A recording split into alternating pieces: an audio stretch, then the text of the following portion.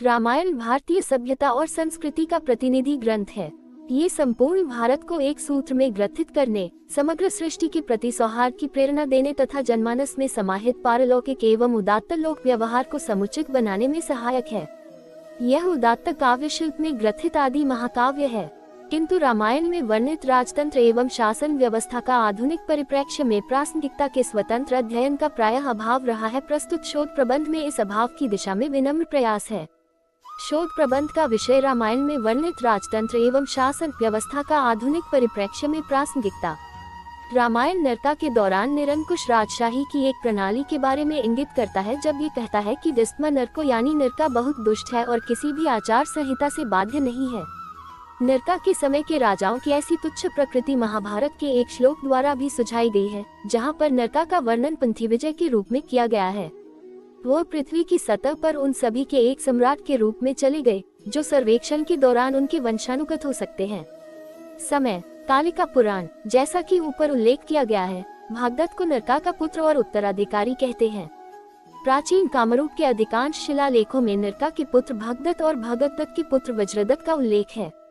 प्राचीन भारत में ग्रीस की तरह सरकार की प्रणाली अर्थात लोकतंत्र, राजशाही और अभिजात वर्ग के संबंध में कई प्रयोग किए गए थे। लोकतंत्र लंबे समय तक फला फूला, लेकिन बाद में राजशाही सरकार से सबसे ज्यादा स्वीकृत हो गया। राजा सबसे महत्वपूर्ण व्यक्ति और सरकार का मुख्य कार्यकारी बन जाता है। राजसत्ता की प्रणाली आर्यन संयुक्त परिवार प्रणाली का एक योगदान है। प्राचीन भारत में राजा वंशानुगत होने के साथ साथ प्रभावी भी होते थे। वैदिक काल के बाद के समय में शक्तिशाली राज्य का उदय हुआ। प्रशासन में राजा की सहायता करने वाले अधिकारियों की संख्या में स्वाभाविक वृद्धि हुई। राजा ने सरकार चलाने में मंत्रियों की परिषद की सलाह ली। राजा न्यायिक प्रशासन के प्रमुख थे। रामायण और महाभारत हमारे देश के बहुत पुराने महाकाव्य हैं। रामायण और महाभारत काल में सरकार का रूप राजतंत्र था। सरकार का मुखिया राजा होता था। राजा का मुख्य उद्देश्य अपने कर्तव्यों को पूरा करना था, लोगों की समृद्धि और खुशी बढ़ाने के लिए नैतिकता को प्रोत्साहित करना और उनके हित की रक्षा करना। राजा ने प्रजा का कल्याण देखा। राजा की दिव्यता की अवधारणा तब अपनी परिणति तक पहुंचती है जब महाभारत पूरी तरह से भगवान विष्णु के साथ शासक को प्रेरित करती है। पुराणों द्वारा राजा के लिए दिव्यता का दावा किया गया है। महाभारत काल के दौरान राज्य को शस्त्रंगीश कहा जाता था और सरकार का मुख्य रूप 3 राजतंत्र था। राजा ने उच्च विचारों का उदाहरण दिया और वह लोगों के कल्याण के लिए जिम्मेदार था। मौर्य काल में कौटिल्य चंद्रगुप्त मौर्य के प्रसिद्ध प्रधानमंत्री थे। मौर्य काल के दौरान सबसे प्रसिद्ध पुस्तक कौटिल्य द्वारा लिखित अर्थशास्त्र थी। यह माना जाता है कि राजशाही या राजशाही सरकार का सबसे अच्छा रूप है। उनका कहना है कि अराजकता से पीड़ित लोगों ने सबसे पहले मनु को अपने राजा के लिए चुना और उन्हें 1/6 अनाज और 1/10 माल का व्यापार किया। राजा ने अपने विषयों की सुरक्षा और संरक्षा बनाए रखने की जिम्मेदारी अपने ऊपर ले ली। रामायण और महाभारत काल में सरकार का रूप राजतंत्र था।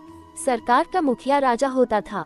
राजा का मुख्य उद्देश्य अपने कर्तव्यों को पूरा करना था, लोगों की समृद्धि और खुशी बढ़ाने के लिए नैतिकता को प्रोत्साहित करना और उनके हित की रक्षा करना। राजा ने लोगों के कल्याण की देखभाल की। 6 राजा की दिव्यता की अवधारणा अपनी परिणति तक पहुंचती है जब महाभारत पूरी तरह से भगवान विष्णु के साथ शासक को प्रेरित करती है। पुराणों द्वारा राजा के लिए दिव्यता का दावा किया गया है। महाभारत काल के दौरान राज्य को शस्त्रंगीश कहा जाता था और सरकार का प्रमुख रूप राजतंत्र था। राजा ने उच्च विचारों का उदाहरण दिया और वह लोगों के कल्याण के लिए जिम्मेदार था। मौर्य काल में कौटिल्य चंद्रगुप्त मौर्य के प्रसिद्ध प्रधानमंत्री थे। मौर्य काल के दौरान सबसे प्रसिद्ध पुस्तक कौटिल्य द्वारा लिखित अर्थशास्त्र थी। यह माना जाता है कि राजशाही या राजशाही सरकार का सबसे अच्छा रूप है। उनका कहना है कि अराजकता से पीड़ित लोगों ने सबसे पहले मनु को अपने राजा के लिए चुना और उन्हें 1/6 अनाज और 1/10 माल का व्यापार किया। राजा शब्द की व्युत्पत्ति राजकीय क्षेत्र या राज्य का शासन करने वाले व्यक्ति विशेष के लिए राजा शब्द का प्रयोग होता है। राजन शब्द का शब्दार्थ शासक है। राजा शब्द श्राजते इति राजाश अर्थात जो राज्य पर विराजमान होता है वह राजा है। इस अर्थ में राजदीप्तो धातु से शकनिन युवृषित अक्षराजधन विश्व प्रतिदेव सूत्र के माध्यम से कनिन प्रत्यय के संयोग से सिद्ध होता है। निरुक्त व वैदिक कोश में राजा शब्द की व्युत्पत्ति क्रमशः दीप्ति और प्रकाशक अर्थ में की गई है। वेदों में राजा का अर्थ प्रजार्जकता अर्थात जो प्रजा को प्रसन्न करे वही राजा है। स्मृति ग्रंथों में राजा के लिए क्षत्रिय शब्द का प्रयोग किया गया है।